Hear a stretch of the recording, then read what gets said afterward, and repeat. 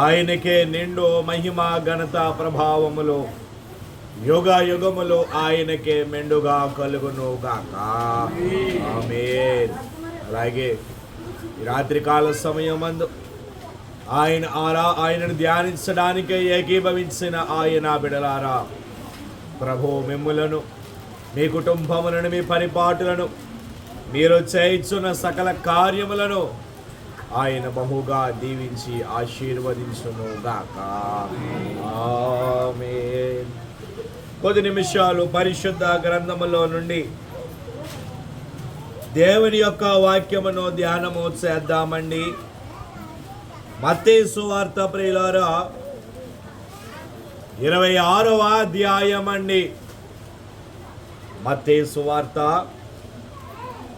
26వ అధ్యాయము 21వ వచనమును చదువుకుందామండి.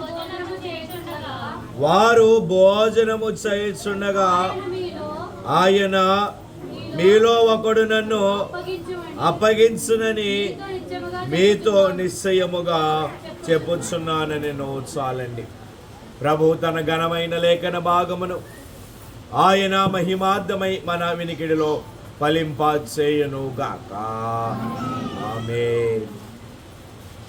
ప్రభువునందు ప్రియమైన దేవుని విశ్వాసులారా,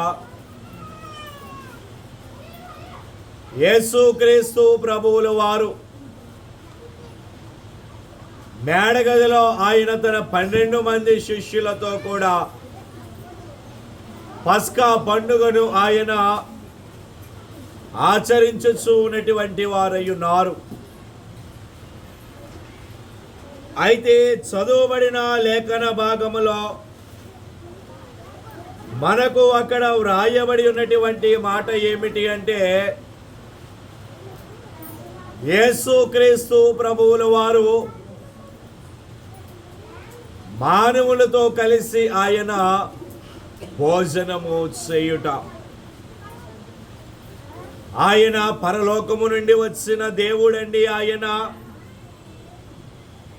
తన తండ్రి యొద్ద నుండి పంపబడినటువంటి దైవ కుమారుడు. అటువంటి దైవ కుమారుడు మానవునితో కలిసి భోజనము చేయుట అనబడే అంశము మనకి లేఖనములో కనపడుచున్నటువంటిదై ఉన్నది. ఆయన తన 12 మంది శిష్యులతో మేడగదిలో ఆయన ఉండి వారితో ఆయన భోజనమునకు ఆయన కూర్చున్నటువంటి వారై ఉన్నారు. యేసు ప్రభువుల వారు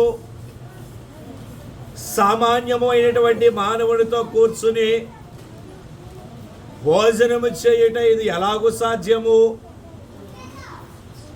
ఆయన తన 12 మంది శిష్యులతో అన్నారు, మనుష్య కుమారుడు అప్పగించబడబోతూ ఉన్నాడు. ఈ రాత్రికాల సమయమందు నాతో పాటు ఎవరైతే పాత్రలో చేతిని ఉంచుతారో వాడే నన్ను అప్పగించువాడు అని తన శిష్యులకు ఆయన తెలియజేశారు. ఈ భాగమును 4 సువార్తికులు కూడా వారి లేఖన భాగములలో వారు రాసిన వారుగా ఉన్నారు. అయితే ఆయన మానవునితో కూర్చుని ఆయన భోజనము చేసిన వారుగా ఉన్నారు. పరలోకమందున్న తన తండ్రి కుడి పార్శ్వమును ఆయన విడిచిపెట్టి ఈ లోకమునకు ఆయన మానవునిగా ఆయన వచ్చినప్పటికీ దైవ కుమారునిగానే ఆయన ఉన్నారు. దేవుని యొక్క కుమారునిగానే ఆయన ఉన్నారు. అటువంటి ఆయన మానవునితో కలిసి భోజనము చేసి వారికి కొన్ని ఆశీర్వాదములు దేవుడు వారికి అనుగ్రహించిన వారుగా ఉన్నారు. అలాగే ఆయన పరిశుద్ధ గ్రంథములో మరికొంతమందితో ఆయన భోజనమునకు ఆయన కూర్చున్నారు, లేదా మరికొంతమందితో ఆయన భోజనము చేస్తారు. ఎవరు వారు? ఎవరితో ఆయన భోజనము చేస్తారు? తద్వారా వారికి వచ్చినటువంటి ఆశీర్వాదములు అనబడేవి ఏమిటి? ఈ రాత్రికాల సమయమందు దేవుని యొక్క వాక్యములో నుండి మనము ధ్యానము చేద్దాము ప్రియులారా. ఎవరితో ప్రభు భోజనము చేస్తారు? మత్తయి సువార్త అండి 9వ అధ్యాయము 9వ వచనము నుండి చదువుకుందామండి.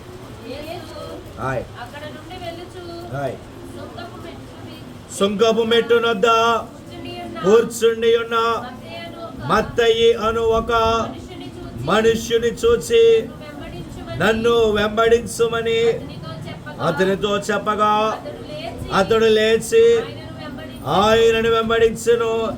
ఇంటిలో భోజనమునకు యేసు కూర్చుండి ఉండగా ఇదిగో సుంకరులను పాపులను అనేకులు వచ్చి ఆయన యొద్దకును ఆయన శిష్యుల యొద్దను కూర్చుండిరి.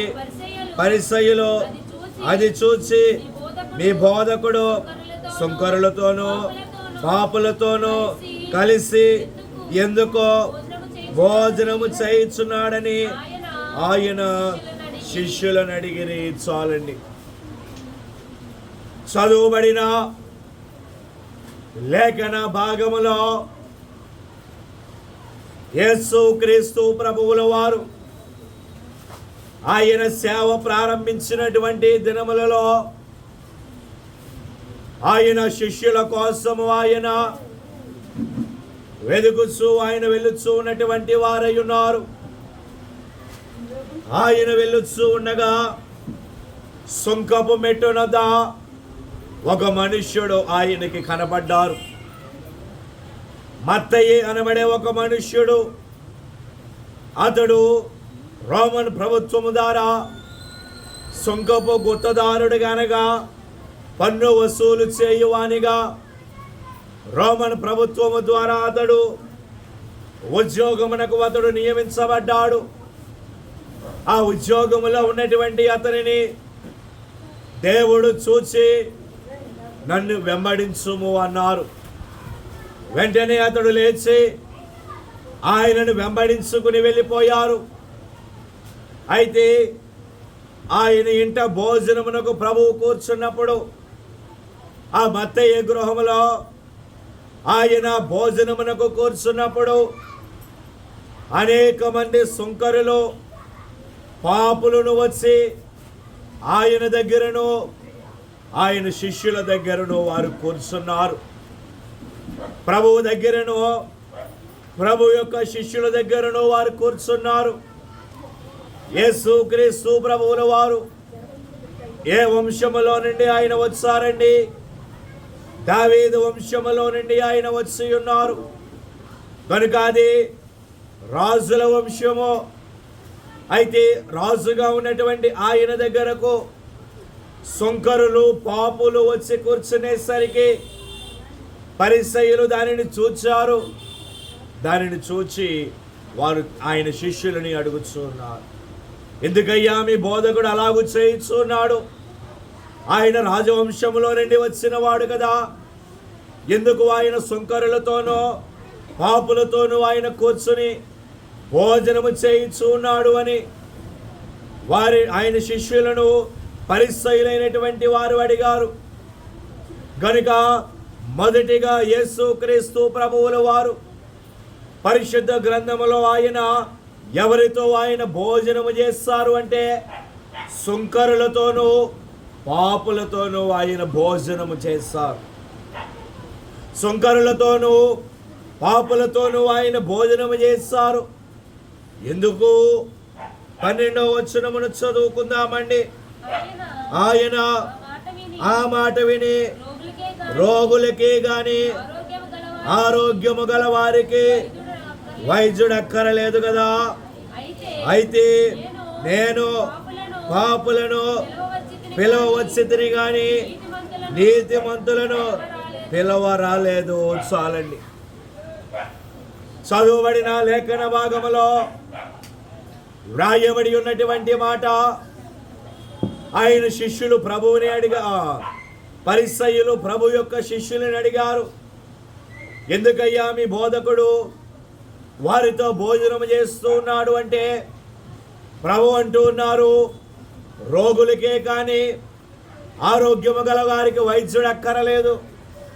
నేను పాపులను పిలువవచ్చితిని కానీ నీతిమంతులను నేను పిలువరాలేదు అని ఆయన అంటూ ఉన్నారు. గనుక ఆయన సుంకరులతోనూ పాపులతోనూ ఎందుకు ఆయన భోజనము చేస్తారు అంటే వారిని వారి యొక్క పాపముల నుండి రక్షించడానికి. ప్రియమైనటువంటి వారలారా, దేవునికి స్తోత్రం. వారి పాపముల నుండి రక్షించడానికి వారితో ఆయన భోజనము చేస్తారు. ఆయన తప్పితే మరెవరు పాపముల నుండి రక్షించలేరు అండి.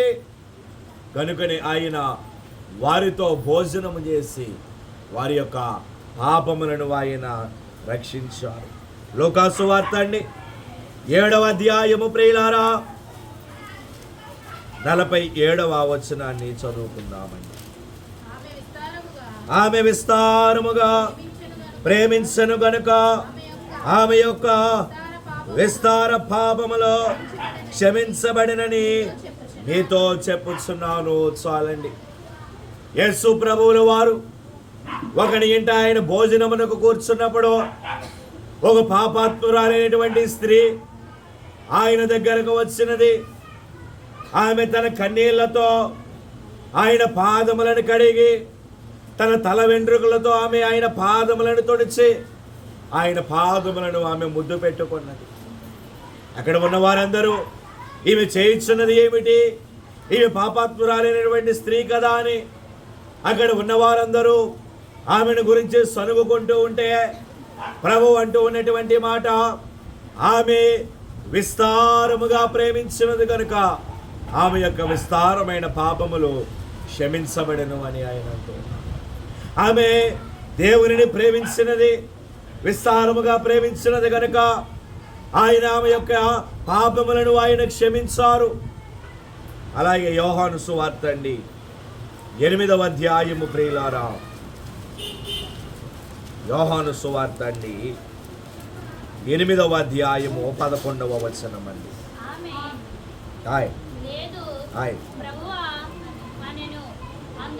అందుకే యేసు నేను నీకు శిక్ష విధింపను, నీవు వెళ్ళి ఇక పాపము చేయకుమని ఆమెతో చెప్పాను. చాలండి. ఎవరామె?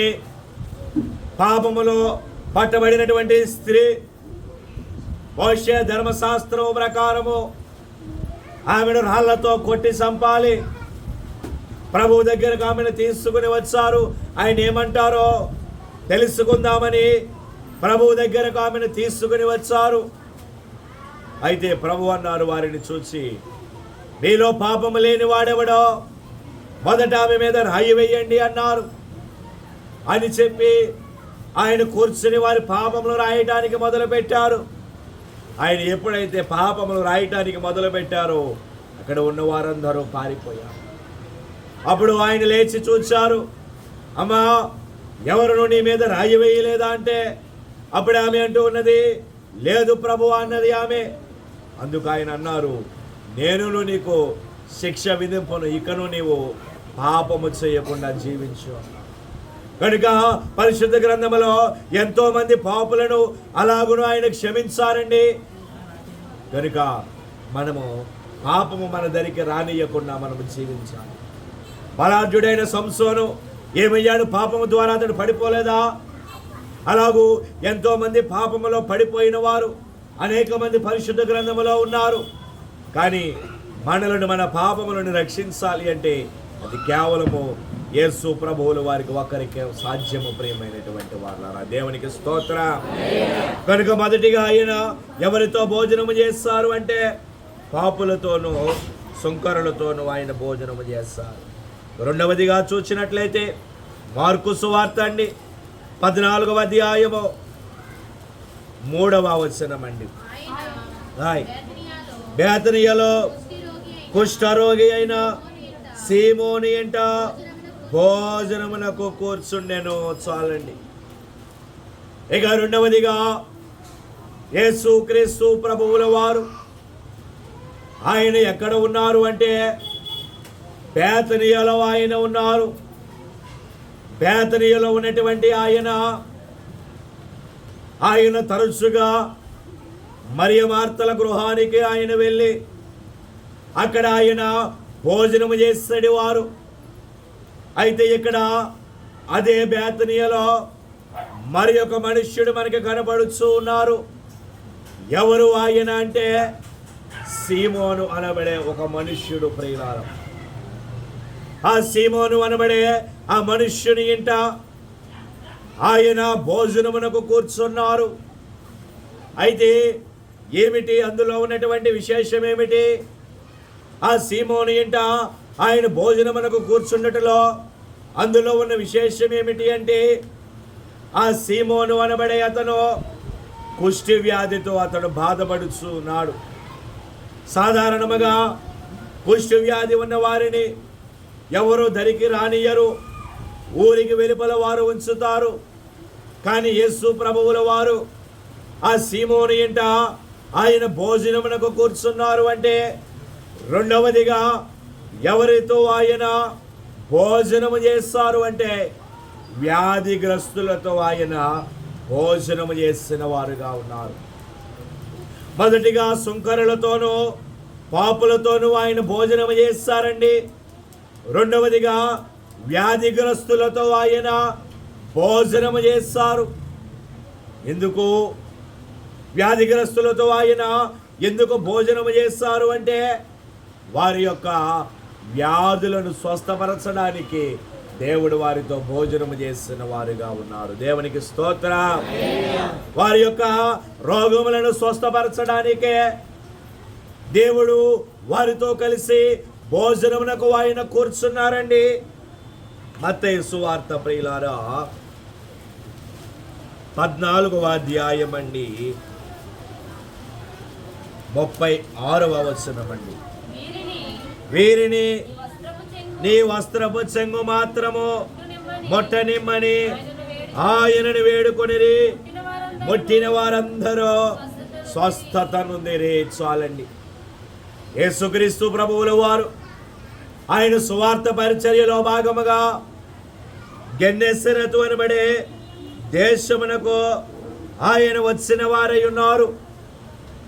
ఆయన దేశములోనికి రాగానే ఆ వార్త అనేక మందికి విస్తరించినది. ఆ వార్త నలు దిశల నలు ప్రాంతముల వ్యాపింపజేసి చుట్టుప్రక్కల ఉన్న రోగులందరినీ పోగు చేసుకుని ఆయన దగ్గరకు తీసుకుని వచ్చారు. వారు అంటూ ఉన్నారు, అయ్యా బోధకుడా, వీరిని నీ వస్త్రపు చెంగు మాత్రము ముట్టనిమ్ము అని ప్రభువుని వారు వేడుకొన్నారు. ప్రభువు దానికి ఒప్పుకున్నారు. ఎందరైతే ఆయన వస్త్రపు చెంగును ముట్టుకున్నారో ఆ దినమున వారందరూ స్వస్థపడిన వారై ఉన్నారు. దేవునికి స్తోత్రం. ఎందరైతే ఆయన వస్త్రపు చెంగుని ముట్టుకున్నారో వారందరూ కూడా స్వస్థత నొందారు.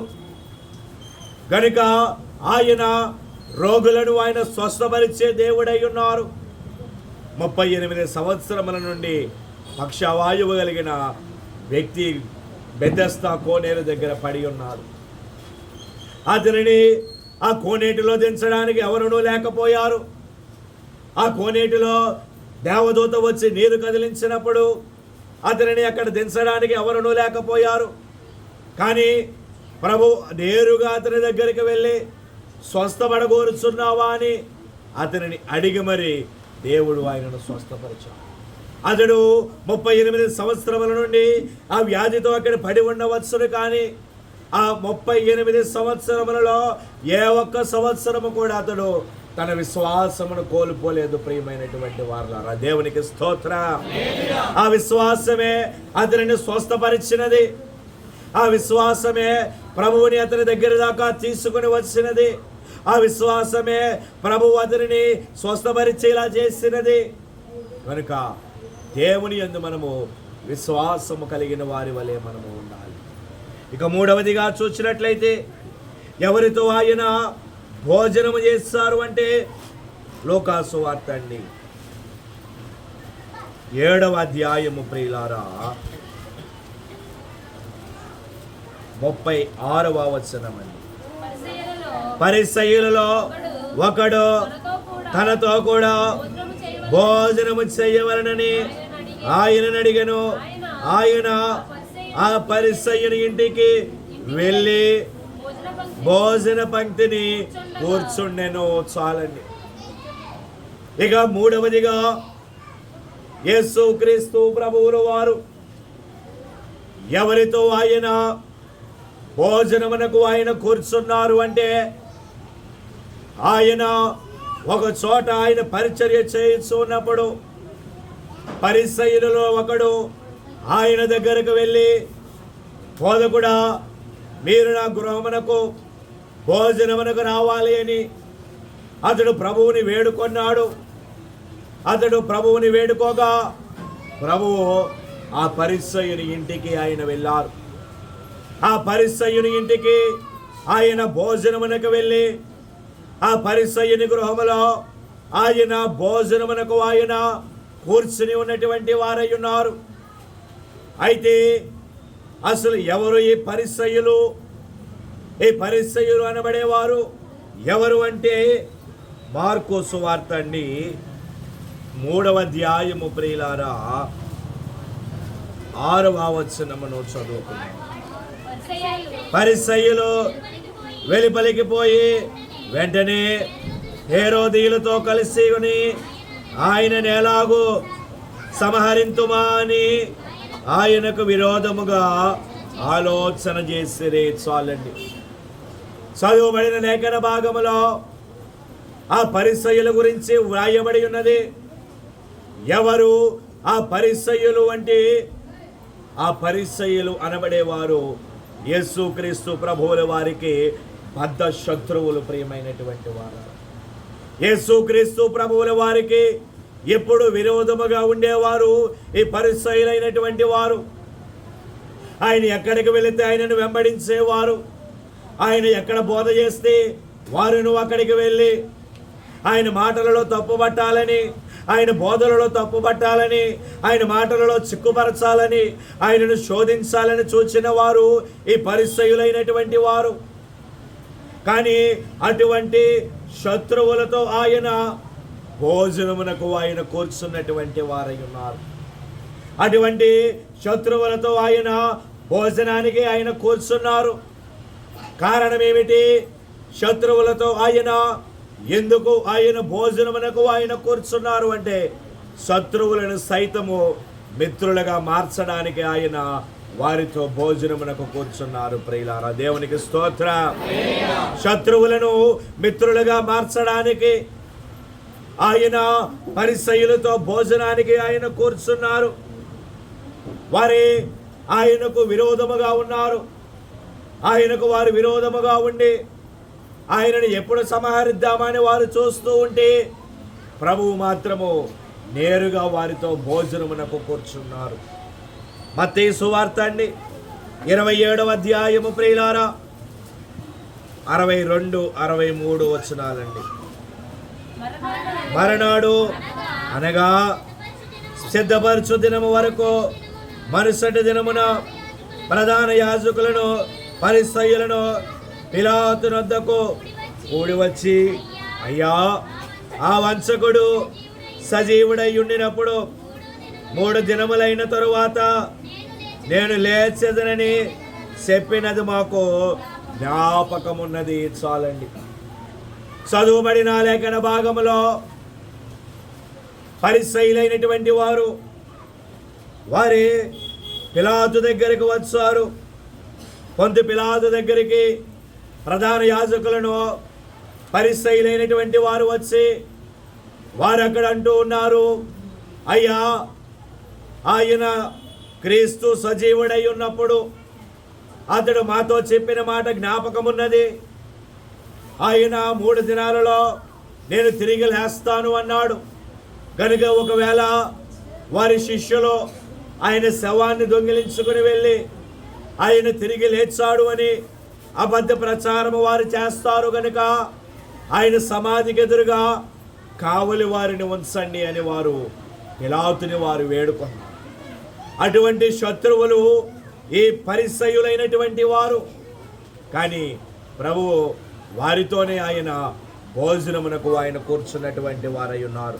అపోస్తుల కార్యముల గ్రంథం అండి 23వ అధ్యాయము ప్రియులారా, అపోస్తుల కార్యముల గ్రంథము 23వ అధ్యాయము 6వ వచనం అండి.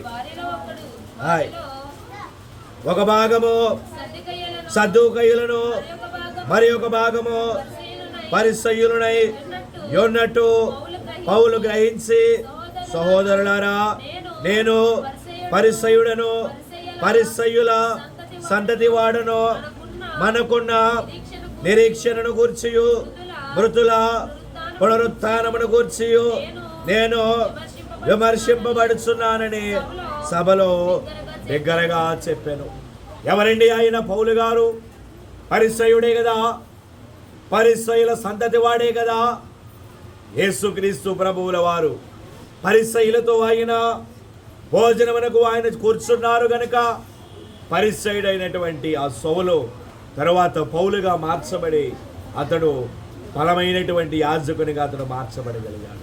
కనుక ఎందుకు ఆయన పరిసయ్యులతో భోజనమునకు ఆయన కూర్చున్నారు అంటే ఆ పరిసయ్యులను, ఆ శత్రువులను మిత్రులుగా మార్చడానికి దేవుడు వారితో భోజనమునకు కూర్చున్నటువంటి వారై ఉన్నారు. దేవునికి స్తోత్రం.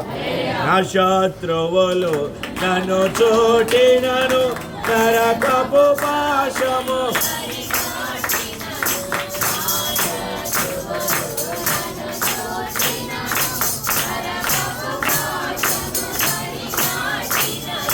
వరదవలే బట్టి హీనులు పూర్ణ విడువక నన్ను ఎడబాయని, విడువక నన్ను ఎడబాయని యెహోవా నా బలమా, యథార్థమైనది పరిపూర్ణమైనది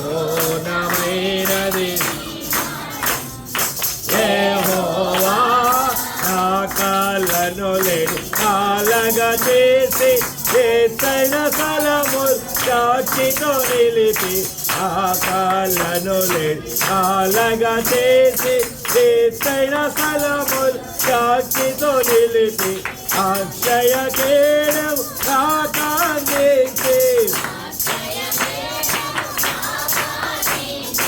అక్షయముగ తన పాక్షము చేర్చి, అక్షయముగ తన పాక్షము చేర్చి యెహోవా నా బలమా, యథార్థమైనది పరిపూర్ణమైనది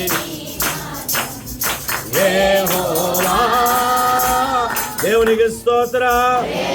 కనుక మూడవదిగా ఆయన ఎవరితో ఆయన భోజనము చేస్తారు అంటే పరిసయ్యులతోనూ ఆయన భోజనమునకు ఆయన కూర్చున్నారు. నాలుగవదిగా చూసినట్లయితే లోకాసు వార్త అండి 14వ అధ్యాయము ప్రియులారా, లోకాసు వార్త అండి 14వ అధ్యాయము 1వ వచనమును చదువు. విశ్రాంతి దినమున ఆయన భోజనము చేయుటకు పరిసయ్యుల అధికారులలో ఒకని ఇంటిలోనికి వెళ్ళినప్పుడు ఆయన ఏమి చేయునో అని వారు ఆయనను కనిపెట్టుచుండిరి. చాలండి. ఇక నాలుగవదిగా యేసుక్రీస్తు ప్రభువుల వారు ఎవరితో ఆయన భోజనమునకు ఆయన కూర్చున్నారు అంటే, ఎవరితో ఆయన భోజనమునకు కూర్చున్నారు అంటే అధికారులలో ఒకని ఇంట ఆయన భోజనమునకు కూర్చున్నారు. కనుక నాలుగవదిగా యేసుక్రీస్తు ప్రభువుల వారు ఎవరితో ఆయన భోజనము చేస్తారు అంటే అధికారులతో ఆయన భోజనమునకు కూర్చున్నారు. పరిసయ్యులతో మాత్రమే కాదు కానీ అధికారులతో కూడా ఆయన భోజనమునకు ఆయన కూర్చున్నారు. ఎందుకు అధికారులతో ఆయన భోజనమునకు ఆయన కూర్చున్నారు అంటే కేవలము పరిసయ్యులను మాత్రమే కాదు కానీ అధికారులను కూడా తన వైపునకు ఆయన త్రిప్పుకోవడానికి ఆయన వారితో భోజనమునకు కూర్చున్నారు. పరిసయ్యులు మాత్రమే కాదు కానీ అధికారులను కూడా తన వైపునకు ఆయన తిప్పుకోవడానికి ఆయన వారితో భోజనమునకు ఆయన కూర్చున్నారు. యోహాను సువార్త 3వ అధ్యాయము ప్రియులారా, 1వ వచనమండి. యూదుల అధికారి అయిన నికోదేమును పరిసయ్యుడు ఒకడుండెను. అతడు రాత్రి యందు ఆయన యొద్దకు వచ్చి, బోధకుడా, నీవు దేవుని యొద్ద నుండి వచ్చిన బోధకుడు అని మేము ఎరుగుదుము. దేవుడు అతనికి తోడై ఉంటేనే గాని నీవు చేయుచున్న సూచక క్రియలను ఎవడునో చేయలేడని ఆయనతో చెప్పాను. చాలండి. ఎవరు మాట్లాడుచున్నారు ప్రభువుతో? నికోదేము అనే ఒక అధికారి అతడు మాట్లాడుచున్నాడు. నికోదేము అనబడే ఒక పరిసయ్యుడు, అధికారి అయిన నికోదేము అనబడే ఒక పరిసయ్యుడు ప్రభువు దగ్గరికి వచ్చి ప్రభువుతోనే అతను మాట్లాడుచున్నాడు. ఏమంటూ ఉన్నాడు? దేవుడు అతనికి తోడై ఉంటేనే కానీ సూచక క్రియలు చేయలేరు అని ఆయన అంటూ ఉన్నాడు. అంటే ప్రభువుని గురించి ఆ అధికారి సాక్ష్యం ఇచ్చుచున్నటువంటి వాడై ఉన్నాడు. ఆయనను గురించి ఆ అధికారి సాక్ష్యం ఇచ్చుచున్నటువంటి వాడై ఉన్నాడు. ఒక అధికారి పరిసయ్యుడు, ఆయనకు శత్రువుగా ఉన్నటువంటి అతడు ప్రభువుని గురించి అక్కడ సాక్ష్యం ఇచ్చొచ్చు ఉన్నాడు. అంటే అక్కడ జరిగిన కార్యం ఏమిటి? యేసు ప్రభువుల వారు ఆ అధికారులతో ఆయన భోజనం చేస్తారు గనక ఆ అధికారి తన యొక్క మనస్సును మార్చుకుని ప్రభువు వైపు తిరిగి అతడు దేవుని గురించి సాక్ష్యం ఇచ్చొచ్చు ఉన్నటువంటి వాడై ఉన్నాడు. దేవునికి స్తోత్రం. కనుక 4వదిగా ఆయన అధికారులతో ఆయన భోజనం చేస్తారు. ఎందుకు అంటే వారిని తన వైపుకు త్రిప్పుకోవడానికి. ఈనాడు లోకములో అధికారులుగా ఉన్నటువంటి వారు ఎంతోమంది దేవుని ఆరాధించేవారు ఉన్నారు. గతించిన ప్రభుత్వములో ఢిల్లీలో ఉన్నటువంటి ముఖ్యమంత్రిగా 3 సార్లు ముఖ్యమంత్రిగా చేసినటువంటి కేజ్రీవాల్ అనబడే అతను బహిరంగముగానే చెప్పాడు, యేసు ప్రభువు నాకు తోడయ్యున్నాడు కనుకనే నేను 3 పర్యాయములు నేను ముఖ్యమంత్రిని కాగలిగాను అని బహిరంగముగా అతడు చెప్పాడు. కనుక అలాగూ ప్రభువుని బహిరంగముగా కొంతమంది చెప్పలేకపోయినా అంతరంగికముగా ఆయనను ఒప్పుకున్నవారు ఎంతోమంది ఉన్నటువంటి వారై ఉన్నారు. కారణం ఏమిటి? అధికారులైనటువంటి వారిని ఆయన వైపునకు ఆయన త్రిప్పుకుంటూ ఉన్నటువంటి వారై ఉన్నారు. ఎందుకు? ఆయన వారితో భోజనం చేస్తారు కనుక వారిని తన వైపునకు ఆయన త్రిప్పుకున్నటువంటి వారై ఉన్నారు. ఇక 5వదిగా చూసినట్లయితే ప్రకటన గ్రంథము ప్రియులారా 3వ అధ్యాయం అండి. ప్రకటన గ్రంథం 3వ అధ్యాయము 20వ వచనం అండి. ఇదిగో నేను తలుపునద్ద నిలుచుండి తట్టుచున్నాను. ఎవడైనను నా స్వరము విని తలుపు తీసిన ఎడల నేను అతని యొద్దకు వచ్చి అతనితో నేనును నాతో కూడా అతడును భోజనము చేయుదుము. చాలండి. చదువుబడిన లేఖన భాగములో యేసు క్రీస్తు ప్రభువుల వారు మాట్లాడుచున్నటువంటి వారై ఉన్నారు. ఏమంటూ ఉన్నారు? ఆయన నేను తలుపునద్ద నిలుచుండి తట్టుచు ఉన్నాను. ఎవడైనను నా స్వరము విని తలుపు తీసిన ఎడల నేను అతని యొద్దకు వచ్చి అతనితో నేనును నాతో కూడా అతడును భోజనము చేయదు అని ఆయన అంటున్నారు. కనుక 5వదిగా ఆయన ఎవరితో ఆయన భోజనము చేస్తారు అంటే సంఘముతో ఆయన భోజనము చేయబోతున్నారు. సంఘముతో ఆయన భోజనము చేయువారిగా ఉన్నారు. ఇప్పుడు ఆయన మధ్యాకాశములోనికి వచ్చినప్పుడు సంఘము ఆయనతో పాటు ఎగిరి మేఘమెక్కి వెళ్ళిపోతుంది. అప్పుడు మధ్యాకాశములో 7 ఏండ్లు ఆయన సంఘముతో ఆయన విందులో పాల్గొంటారు. కానీ ఇక్కడ ఆయన అంటూ ఉన్నారు, నేను తలుపునద్ద నిలుచుండి తట్టుచూ ఉన్నాను. ఏ తలుపు? మన గుమ్మము దగ్గర ఉన్నటువంటి తలుపులు కావండి. హృదయము అనబడే తలుపు దగ్గర నిలుచుండి ఆయన తట్టుచూ ఉన్నారు. ఇంకా ఆయన స్వరాన్ని అనేక మంది వినలేకపోతూ ఉన్నారు. ఆయన స్వరాన్ని అనేక మంది వినలేక ఆయనకు తలుపు తీయలేకపోతూ ఉన్నారు. ఆయనకు తలుపు తీసిన ఎడల ఆయన వచ్చి ఆయనతో మనము కూర్చుని భోజనము చేసే అవకాశమును దేవుడు మనకు ఇచ్చిన వారిగా ఉన్నారు. అందుకే మనం పాడుకుంటూ ఉన్నాము కీర్తన, హృదయమనేడే తలుపు నాద యేసు నాదుండు, హృదయమనేడే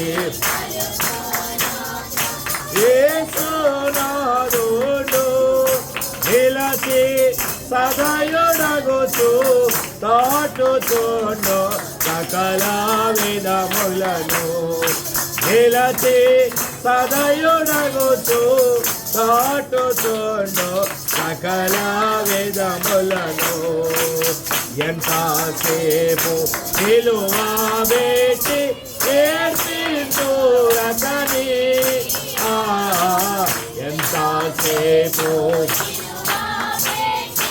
ఏడ్పించురకని, నాత నేతో దయచే పిలచుచున్న ఎప్పుడు మేములను, నాత నేతో దయచే పిలచుచున్న ఎప్పుడు మేములను.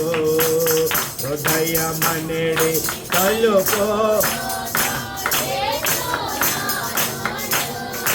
నిలచి సదయుడగుచు తాటుచుండు సకల విధములను, నిలచి సదయుడగుచు తాటుచుండు సకల విధములను. దేవునికి స్తోత్రం. కనుక ఎంతసేపు నిలువబెట్టి ఏడిపింతురు అతడు వరుడు కాడు, రక్షకుండు, ప్రాణ స్నేహితుడు. కనుక ఆయన హృదయమైన తలుపు దగ్గర నిల్చుండి ఆయన తట్టుచూ ఉన్నారు. కనుక ఆయన స్వరాన్ని వినండి, ఆయనకు తలుపు తీయండి. తలుపు తీసిన యెడల ఆయన మన హృదయంలోనికి వస్తారు. మనతో ఆయన కూర్చుని కలిసి భోజనము చేసే అవకాశమును దేవుడిస్తాడు. 4వ అధ్యాయము ప్రకటన గ్రంథము 1-2 వచనాలు ఒకసారి చూడండి.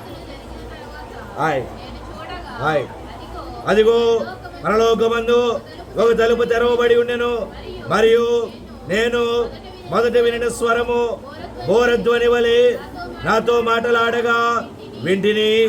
ఆ మాటలాడిన వాడు, ఇక్కడికి ఎక్కిరము, ఇక మీదట జరగవలసిన వాటిని నీకు కనుపరచదనను. చాలండి. ఎవరు? ప్రభు పద్మసు ద్వీపములో ఉన్నటువంటి యోహాను గారితో ఆయన మాట్లాడచ్చు అంటూ ఉన్నటువంటి మాట, ఇక్కడికి ఎక్కిరమ్ము అని ఆయన అంటూ ఉన్నారు. ఎక్కడికి? పరలోకములోనికి, అనగా సంఘమును ఆయన ఆయుత్తపరచడానికి సంఘముతో ఆయన భోజనము చేయబోతూ ఉన్నటువంటి వారై ఉన్నారు. దేవునికి స్తోత్రం. కనుక దేవుని యొక్క స్వరాన్ని వినండి. ఆయన స్వరమును విని ఆయన తట్టినప్పుడు ఆయనకు తలుపు తీయండి. ఆయనతో కూర్చుని భోజనము చేసి ఆయన రాజ్యమునకు వారసులు కండి. ప్రభు కృప, దీవెన, ఆశీర్వాదములు మీ ఎల్లరికూ సదా తోడయుండును గాక. ఆమేన్. మోకరిందామండి. ఆయన ధ్యానములోనికి వెళదాము ప్రియులారా. అందరము కూడా మోకరిందామండి. ఎంతసేపు నిలువబెట్టి ఏడ్పించు రతని,